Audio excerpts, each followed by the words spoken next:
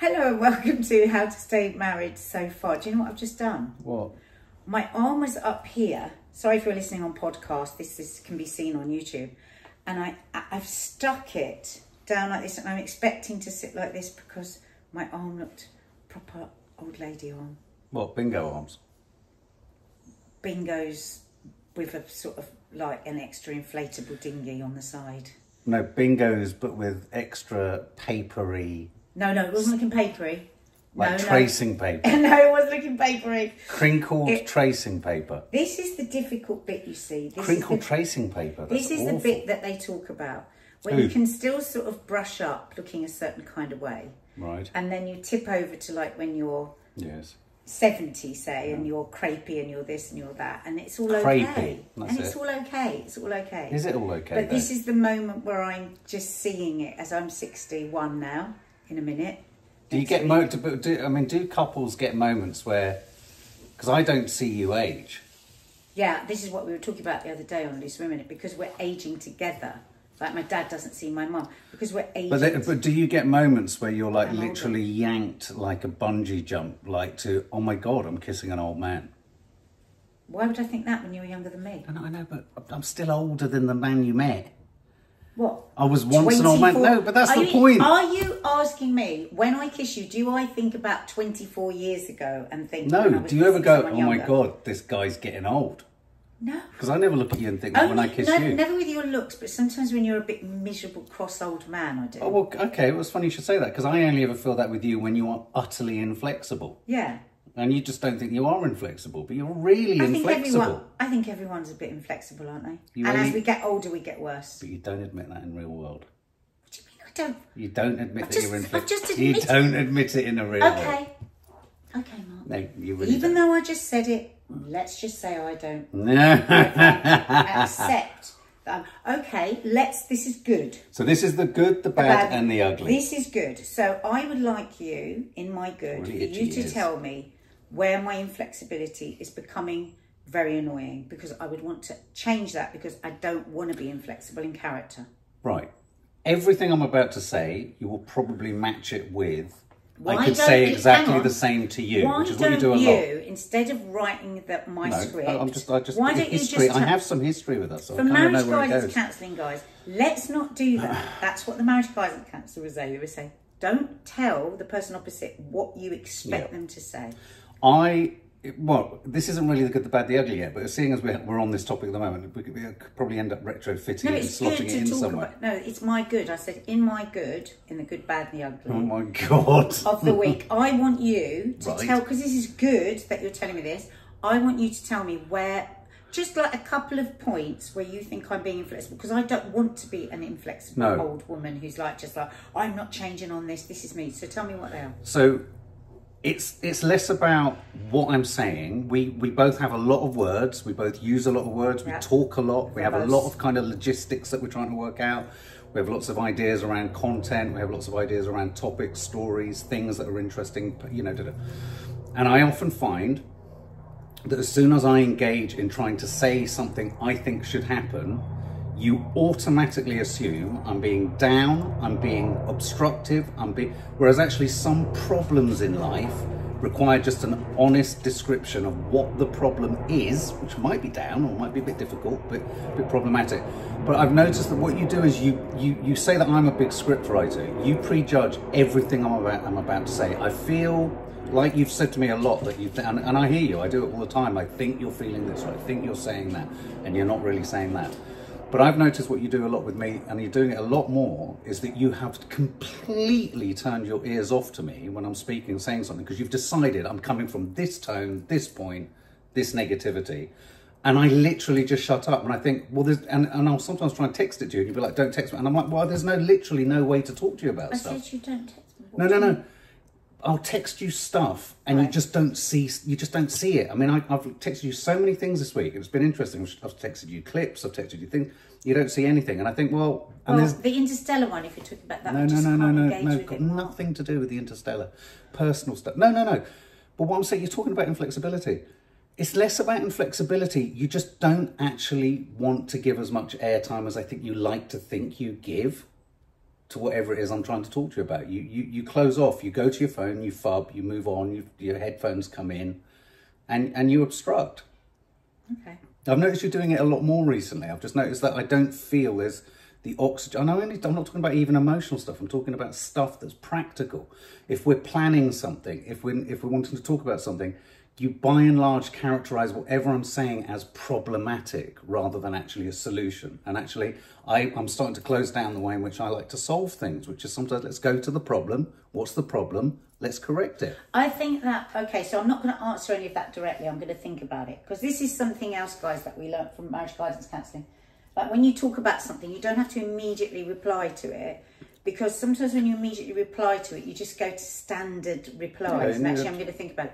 But one thing I would say in that is that I think that in a marriage, in any long-term relationship, one gets far quicker to defending oneself than listening. And I think it's the same in all relationships, actually.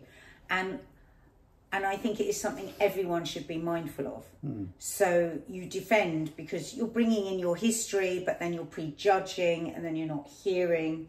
So I think that we could both adjust defensiveness, but I'm going to think about in detail what you said to me. Yeah, and I mean, again, that isn't me. I'm not looking for a problem. I'm not wanting to create a problem. I'm not projecting a problem. It's just something, I can't even entirely put my finger on it, but I just feel like you don't want to hear a lot of what I'm wanting to observe about something or discuss or suggest, because you've decided it's coming from a place of illness, negativity, or depression. And I'm like, well, actually, no, this is just the world. I think when we start a conversation, if we're talking about work, we both come in defensive. Right. And I think that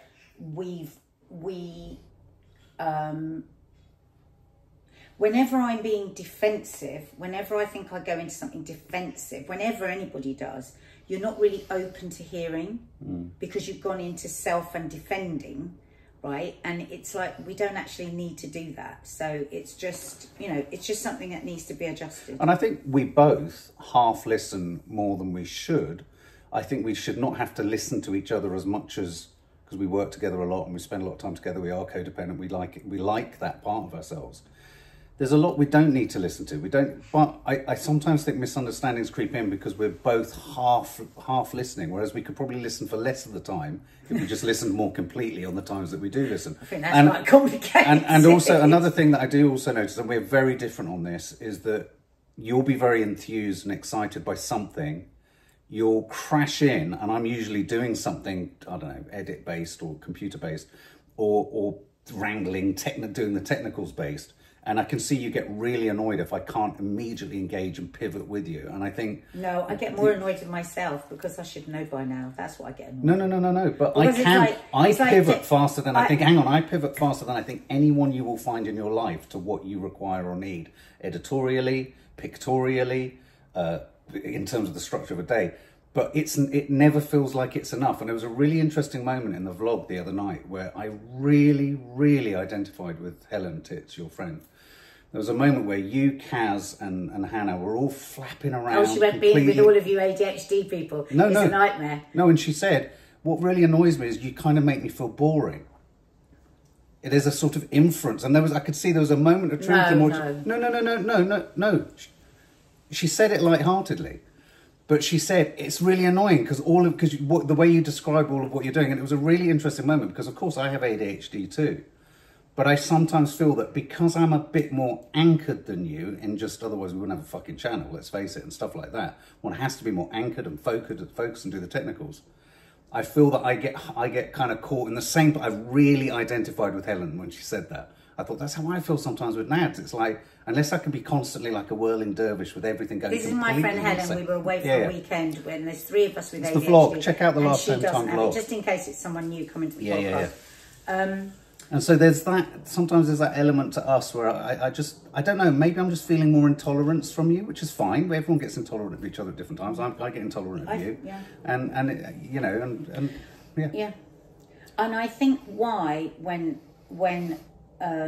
marriage guidance counsellors say try not to, before you're saying something, write the script for the other person. Because then what happens is, where I would like to say things, I'm thinking, oh, Mark's already said that that's what I'm going to do, so I better not do it. So I better think of a different way of replying to him.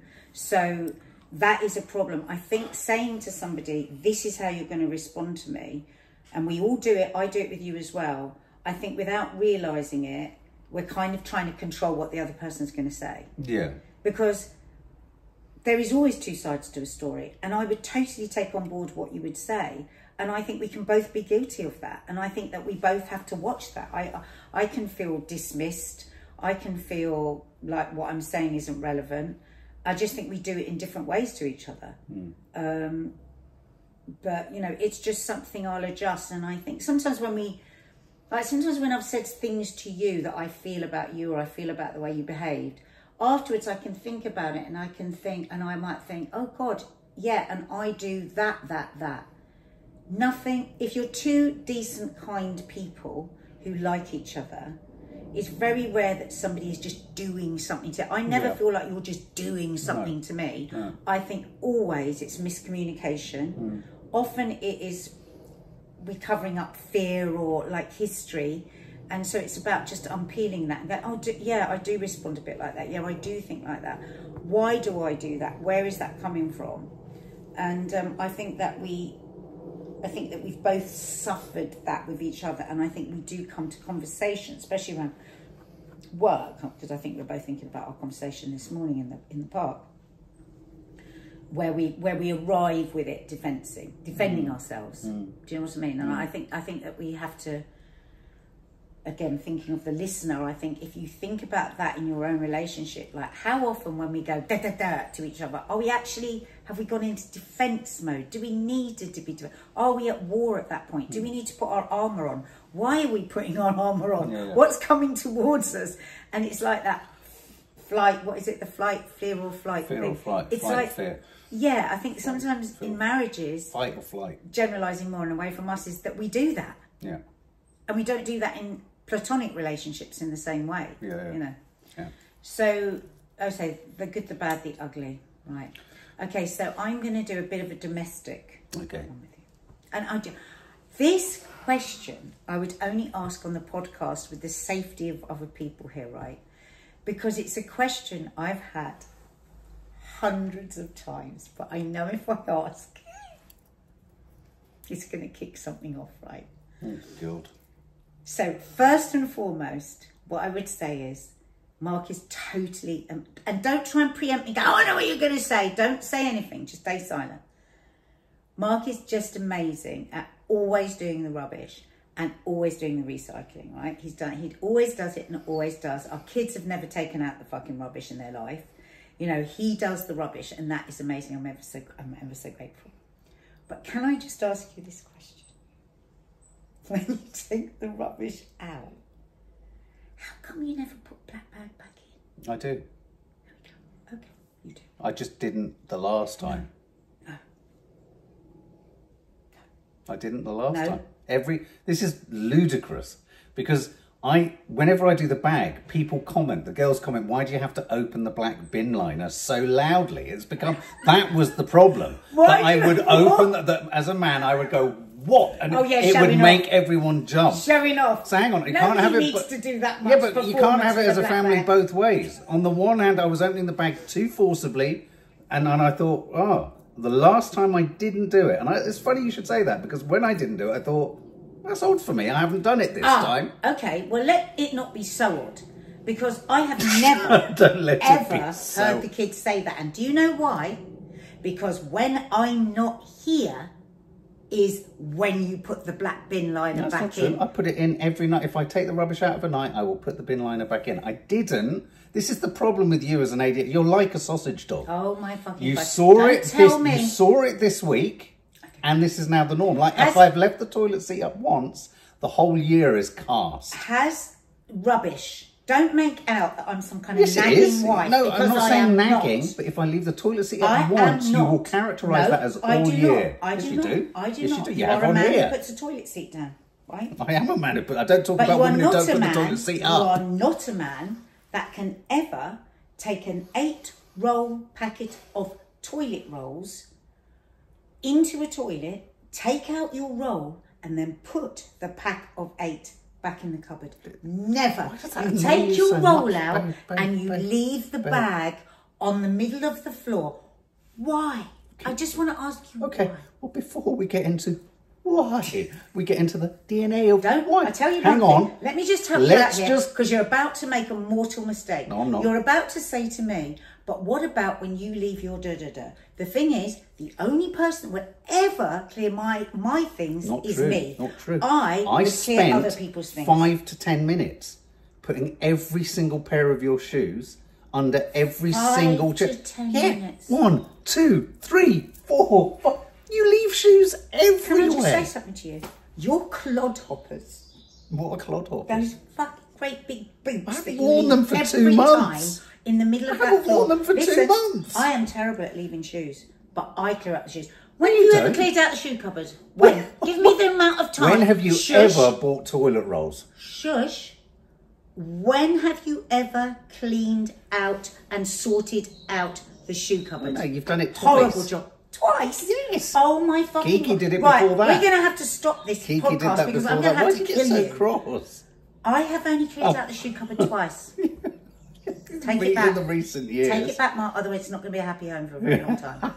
Take it back. You did, and when you did it, it was so joyful. Take it. It Don't was try so it. joyful. Don't try it. It was so nice. Mark, Don't shut the fucking fuck pretend up. you knew what Shut the fuck filibuster up. meant Shut the until you fuck met up. me. Shut the fuck up. You don't know what filibustering is.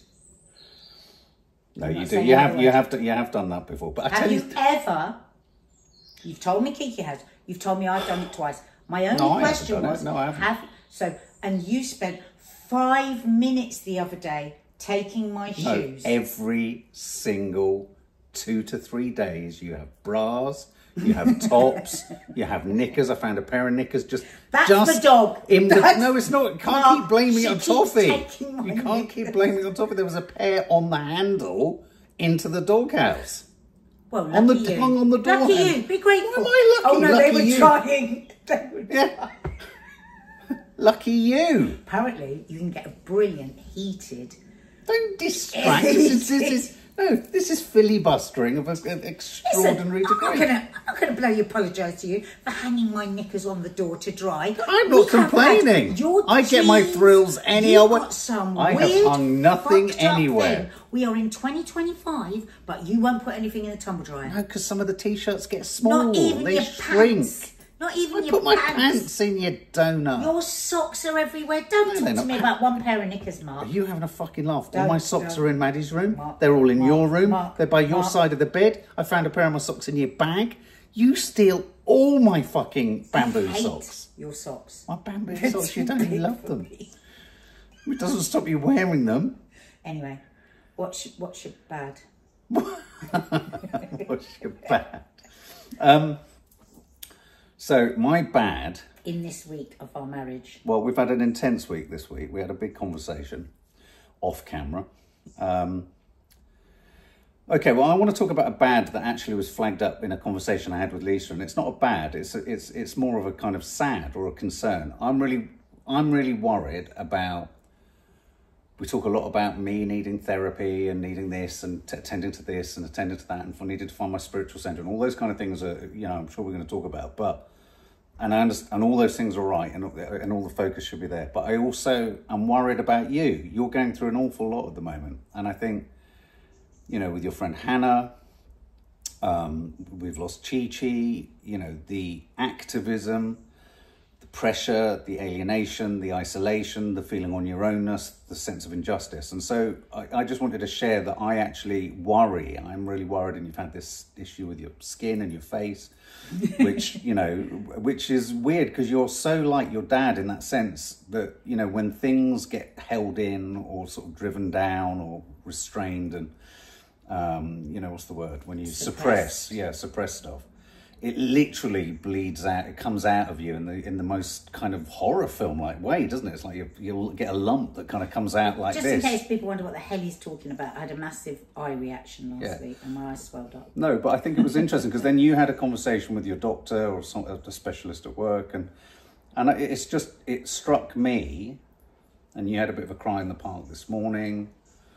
and it was good because you let me hold you and you let me just kind of, you know, you cried. And I just worry about what you are doing for yourself. Forget, and obviously we don't want to talk about that. We don't talk about our girls in detail. But, you know, there's been stresses and worries and issues sort of knocking around for our kids as well, parental worries, which the girls want to come to you about more because it's girly stuff.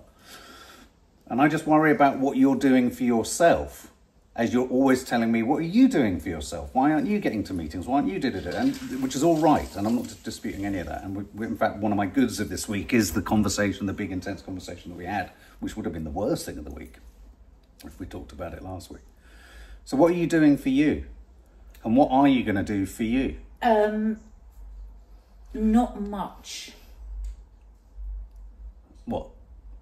That's my answer. Well, that's fucking Sorry, the least verbose. I'm well, not. What are you going to do about it? I'm not. I am not getting... You're not looking after I'm not yourself. doing my yoga enough. I'm not going to the gym. I mean, even this morning, you know, I got up at 7:30 because I was going to do a workout before, but then there's always something else to be done. What stopped it this morning, though? Well, I don't want to say, but okay. This morning was stopped for reasons beyond my control. Okay. But, and so there's a lot of reasons beyond my control at the moment. But I am really concerned about myself because the fact that I do get these conditions with my skin, they've always been a great barometer for me. You know, people go, oh my God, you poor thing, your eyes. And I go, it's my body telling me that I am neglecting it. And the Dr. Zoe did say to me, Dr. Zoe from this morning, she said, you know, you do have to be really careful because what you're going through with your activism, with everything, it's a lot. And exactly that kind of suppression can lead to all kinds of illnesses, and especially at my age, you know. And she said things like, you know, autoimmune things and, you know, lots of things. And I don't disagree with it. You know me, I'm holistic. I believe in holistic medicine. I believe in the whole person. But I'm not really doing anything for myself. Well, what can we do to change that? I don't know. Do you feel like are you feeling like you're needing to get through? There's a sort of an intense story. I mean, we've had so many other things that we haven't talked about on camera. But, you know, we've had then the obvious things like Chi-Chi. There's the awful situation, tragic situation with Hannah. My friend, you know, I mean, that's my bad and my ugly really for this week. You know, my friend Hannah is dying, and this has been, we've been at the sort of cold face of this for the last couple of months, and I don't talk about it on my social media. I haven't really said anything about it, but now Hannah has said, you know, it's you know, it's her story to tell, isn't it? But it's very painful.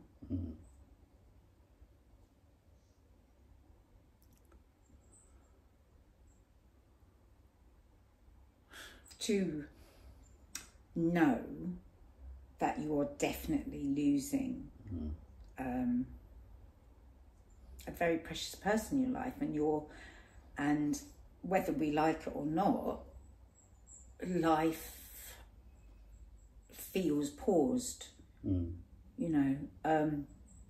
So I don't want to say too much about that because it's you know, but so I feel on pause with that. The last 2 years of the genocide has in some ways been a very important thing in my life.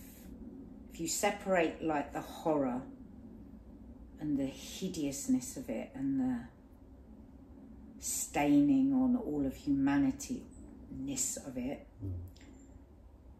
it's also been 2 years of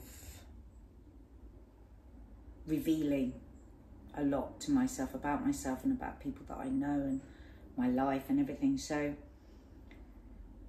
yeah, just a lot of stuff going on. and you know, and you are also, you know, we've spoken about this openly, and you've gone through an absolutely terrible year, but what you go through, I go through on the side because I'm watching you go through it, and your mental health is always a worry for me, and so I don't have a mental health issue, so I will always put that before myself. Yeah. And I don't know how to manage that in a different way. I don't know how to. So, yeah. What I know I need to do is I need to get back to regularly exercise. Like even this week, like tonight, I'm going out with my friends. I'm going to go and see a silly nonsense show. And that was me. This popped up on Instagram. I immediately sent it to Lee and went, no, I didn't immediately. I went, oh God, Lee would really enjoy that. Oh well, and I was about to move on, but because of all my eyes blowing up and everything, I thought, what is wrong with me? Why aren't I just saying to Lee, do you want to go and see this show? And he didn't. He came back straight away. Oh my God, I'd love to. So also, yesterday we had Lisa over. Friday we had Lisa over. I made the time to have Lisa over, and she was so healing to spend that time with her. So I have been doing little self-care things since my eyes. I've had a few little cries, not big enough cries. So I'm just adjusting a bit, and yeah. So tomorrow I'm definitely doing yoga at 6 o'clock. There's a live class, and that's it, I suppose. Well, I mean, yeah, because just you probably don't, you're unaware of it. What you are as a woman is a incredibly powerful, impressive, brave, loyal, enchanting kind of energy that, like a supernova, kind of shines and emanates so much sort of light that, like something as beautiful and as amazing as the sun, but sometimes if you go too close to kind of like, you know, putting your hand into that, you can be burnt by it, because it's so self-sustaining. It seems if you fly too close to the sun, Pythagoras. Icarus, I think. Icarus, you know, is that mathematics? No, that's Pythagoras. Yes. But you know, there's an intensity that can sometimes blind, can sometimes, you know, make one step back, and so it's quite hard, I would argue, to anyone who, I mean, I'm sure people have a real sense of the public facing you in terms of you off the telly, in terms of the more intimate facing you that they get through I think, a real privilege of this channel. And yeah, we curate our content because we're not literally going to show you absolutely everything, because we're living a life.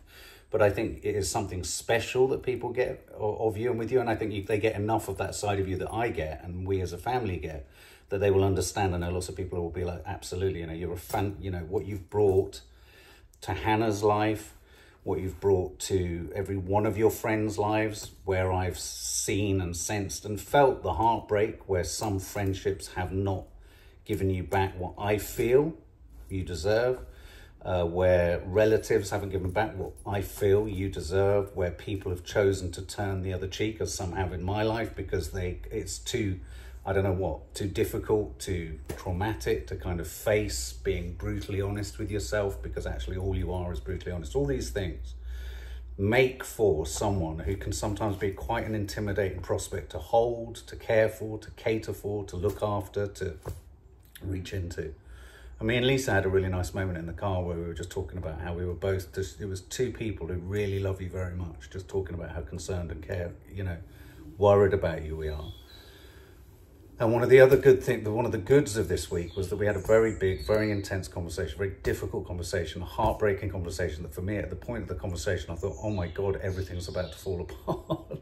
And then out of the debris of that, I realised, weirdly, through a conversation I had with Nadia, where she was asking me about the moment I decided to stop smoking, and I talked about the moment in Australia. I looked at her, I looked at the packet of disease on this packet of fags in Australia, Sydney, looked at Maddie because she was a toddler, made the decision to myself, I need to do this for her. I don't want her having to be at my bedside. And then just this week, it's not been a formal thought, but through the conversation we had, I realised that the very thing you landed on at the end of the things that, you know, worry you, which is my mental health, the least I can be doing for myself, which is what you want most for, but also the only thing I should be doing for you is removing that worry, which is why I've reached out to my therapist, as you suggested. That's going to be scheduled in. The point with the cigarettes. Well, no. So, right. So the point I was making there was I decided to stop smoking because it was an act of care and love for my children to not have to deal with a dying dad. Same way I gave up smoking. Due to a lack of self-care on my behalf. And I would argue that was one of the reasons I stopped drinking, was to remove that fear and that worry, and then a whole heap of other fears that come in. And it's just, for me, there's just been a very difficult and complicated way of this week, and it's like a brand new thought, but just a doubling down and a deeper awareness of what I need to do for you, because you won't let people in. No amount of us all saying, let us hold you more. You are what you are. We can't change that. This is what Lisa was saying. It's like, we get close, but she'll do that. And it was really refreshing and important for me. Thank you, Lisa. I mean, she probably won't watch this. To hear someone as close to you as Lisa saying exactly the same thing when I know her unconditional love for you, feeling that you do that. And to be told that was an affirmation for me. And I was like, wow, yeah, okay. And I said to Lisa, I said, maybe that is who she is. This is the way, one can't change someone. We were talking about that in relation to something else this morning. But I thought, well, the one thing I can do, though, is, again, going back to the tenets of recovery and is do as much as I can. It won't resolve everything for me, but do as much as I can to reduce your stress around my mental health. That doesn't mean I can wake up every day feeling fucking like I can skip around the fucking streets of Croydon like they're paved in gold, because I just can't do that. But fucking hell, excuse me. Well, yeah, but you could. That's quite an extreme. You could. If anyone could, you might be able to. Anyway, so the long and the short of it is that one of the goods of the last week has been a much needed wake-up call or jolt or shock into small steps, making steps of just making you feel that you can just square away a little bit that worry, because you've got a lot of shit on your plate. And I don't want you to be, you know, I can't remove it totally because we love each other, we care for each other. And I will let you in, weirdly, in a way that you just won't. And I would like to ask you to be able to just, if you feel you can, just let us, all of us, it's not just me saying this, your friends are saying it too. Do you remember ages and ages ago, well, not that ages ago, I'm no good with time, I can't remember when it was. One of our followers will be able to tell us, I'm telling you, comment below, when we had that, when we did that podcast on allowing the other one, it was all around, it was an article and it was about women talking, it was an Instagram post actually, and it was about women not allowing men in the way. Do you remember? We talked about and then we had where an argument about me not remembering the podcast. Yeah, and then remember we had a massive argument the week later because you'd forgotten it all. Hadn't forgotten it all, I had just not remembered the specifics that week. No, you'd forgotten what you'd said to me. Right. So I would say to you, I was really hopeful after that, but I think we just missed that conversation, maybe came at the wrong time. And I think it wasn't the wrong time for me, but it was the wrong time for you. So I'm not being facetious when I say this. I'm really not. And it sounds like I'm point scoring, and I don't mean it to be. I think we had that was the most vulnerable I've ever been, right, in what I said in that podcast. No, this isn't a test. Right? Hear me when I say this. Right. Don't write another story. Hear me when I say this. Just say what you... That I genuinely do mean that I think if that... You know, sometimes conversations can happen and it's at the right point for one person and it's the wrong time. Yes. And it could have easily been the other way round. Yeah. Well, it just so happened that very meaningful conversation we had was at a point that I was just ready for it, but I don't think you received it at all. No. And I would love to find that podcast, because what I said then, and I was really excited after that podcast, I thought I'm really going to try and be more vulnerable, I'm going to try and do this, but it and there were a couple of things I did and I absolutely retreated back because it wasn't met in any way whatsoever. Again, not having a go, I'm just saying it wasn't the right time. And I am very, very protective of myself. I am. I am very difficult. I'm like, my vulnerability will not come out. I do not trust being vulnerable. So when I take a step, it's nobody else's fault. It's my fault. It's a lacking in me. I retreat. And I know some of the reasons why that is, going back over things that I don't want to talk about, but I know where that comes from, and I know that it is the thriver survivor in me. And I am a thriver survivor. I'm not just a survivor, I'm a thriver. So I'm yeah, very but on protective. that, and I'm going to pull you up on this, and this is, I think any good therapist would. I agree.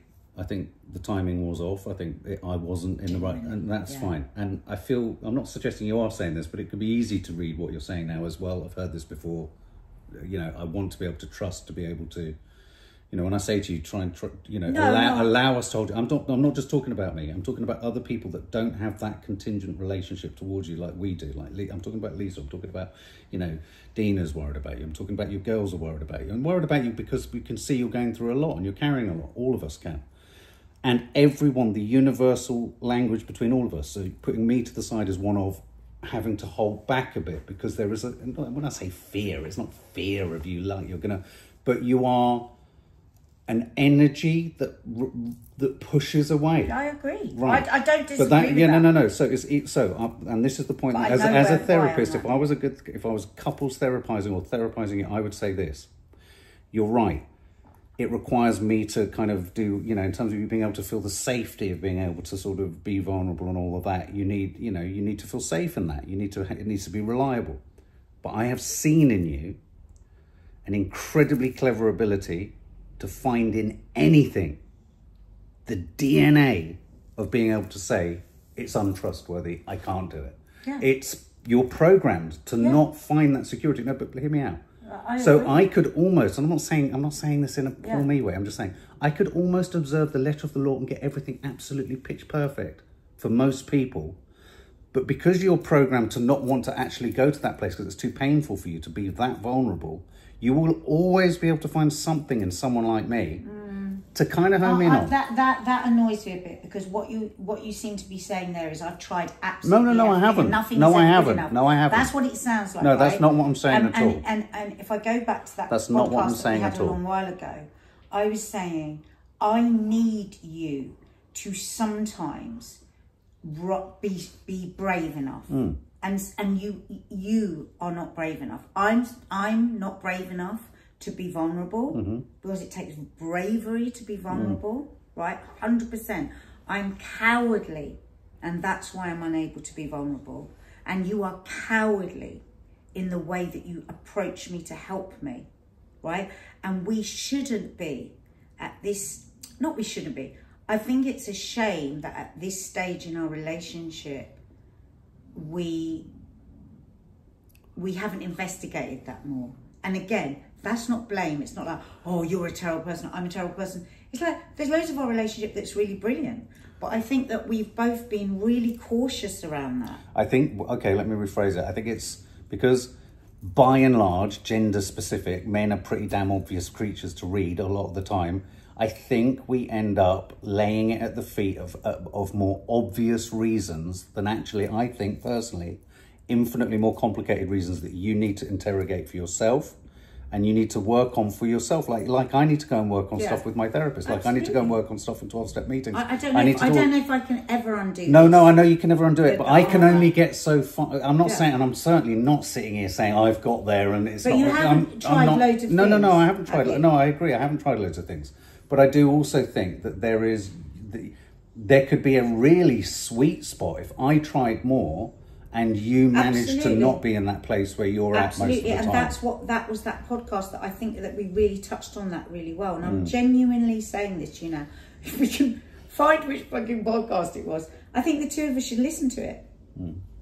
Yeah, not for a podcast. I think we should genuinely listen to it, and because I can't really remember a lot. I just know that it really touched me at the time, and I really felt that I was but I can't remember what any of it was. So I think we should have that conversation again. But I really appreciate all the lovely, lovely words you've said to me. I know they're heartfelt and they're beautiful and they're romantic, and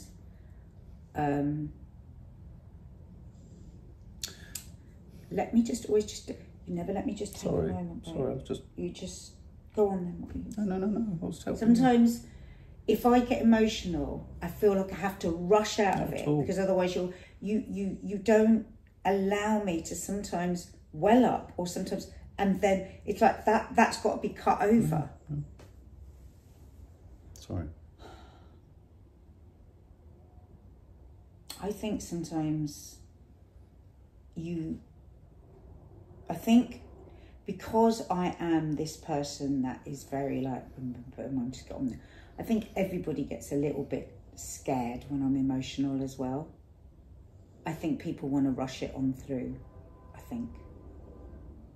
feel that. Not Lisa, actually. Lisa is very like, yeah. I would be, the other way around. I get it. I understand it. It's like weird when like Nadia gets a bit emotional, but I think sometimes with these conversations, it's like I feel like, oh God, okay, just quick, because like you take a breath and it's like, okay, we've got to move on to the next thing, and it's like I'm trying to find what I'm feeling, and you move it on. Do you know what I mean? Sometimes when you've got upset before, you've said, "Can you fill in for me?" So I was offering. A bit like, if it's. We get this when we're on a live show, don't we? Like you're interviewing somebody and it's like, oh shit, I'm starting to get a bit upset and God, the adverts are coming in. It feels a bit like that. Well, that was the last thing that was in my mind. I know. Like sometimes when you've got upset, I lost what it was that. Sometimes when you've got upset in other situations, you actually say, "Can you please take over?" Yeah, but you can't take in, and this is the thing, Mark. You can't. Well, in another situation, it's like, this isn't another situation. This is in this moment. It's like feeling the moment. It's like this moment isn't other situations.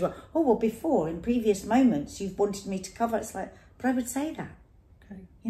We're not in a... But anyway, it doesn't matter.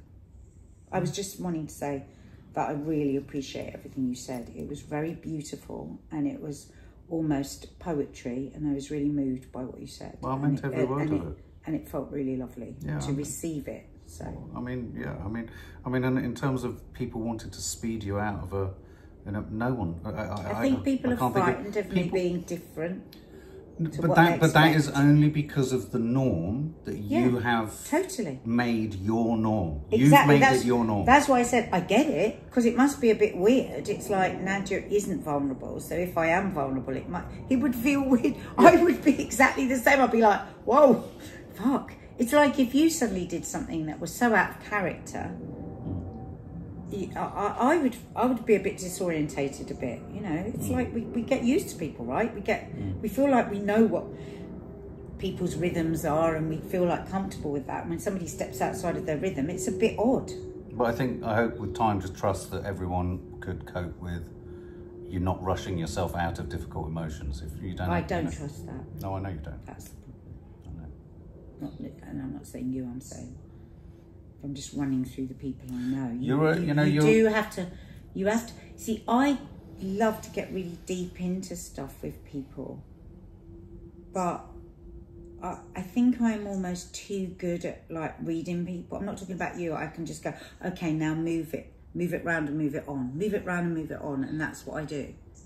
But you love going deep on other people, but you rarely go deep on yourself.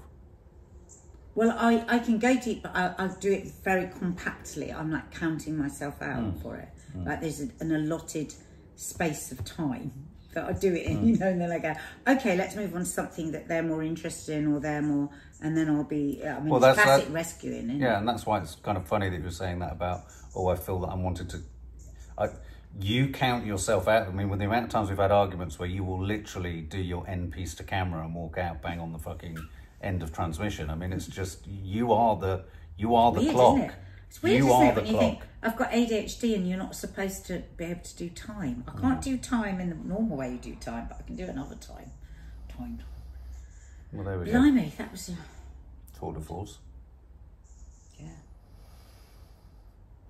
Don't really know what happened. I know, it was weird, wasn't it? You kind of got annoyed and touched and annoyed at the same time. Well, why can't I get all bloody different feelings? Of course you can. You do all the time. We can't just be one bloody thing in a straight line. No one is saying you should. Fucking hell. All right, guys. God, that's what you're like. Jeez Louise. whenever I'm challenging anything about you emotionally, you always get like angry first. So do you. But then you come round. Exactly. Yeah, it's you human. don't think you do the same thing. I do. I just said I do. And so do you. I do. Because like whoever receives and responds and anything other than if you're just vanilla flavour. If you don't go like a bit like bloody I always remember our dear friend Rachel, homeopath, said once in the past, she said, the one thing Nadia perhaps doesn't realise enough about you, Mark, is she says, you are the bravest person. I know we were talking about us both needing to be braver with each other. She said, Nadia's not met anyone who has challenged her as much as you have. Not in terms of challenged like unnecessarily, but try to reflect. What would be unnecessary? No, like reflect back or kind of give you a run for you and say, actually, hang on a minute. No, you're being A, B and C. I'm not some lily-livered fucker. If I was half the man you sometimes want... If I was half the man you sometimes want to make out, I am. No. Fucker. You are an intimidating prospect to push back against for anyone. And I know people in your life that would say, God, yeah, no, you've got to be careful. You've got to be careful what you say, how you say it, because you are a strong personality. People don't say to me, you've got to be careful how you say it. But you are a very strong personality. Thank you. But don't put a line in there that isn't me. People don't say you have to be careful about the way you say it. No, but... If somebody challenges me, I will challenge back. If I feel something is wrong, I will say it. But... you don't have to couch it. Sometimes I feel like on the one hand, I sometimes feel like you want me to not challenge you as much, and then if I didn't, you'd find me fucking boring. When did I? Warm up. Well, there you go. Saved by the bell. See ya. Bye. Hi, darling.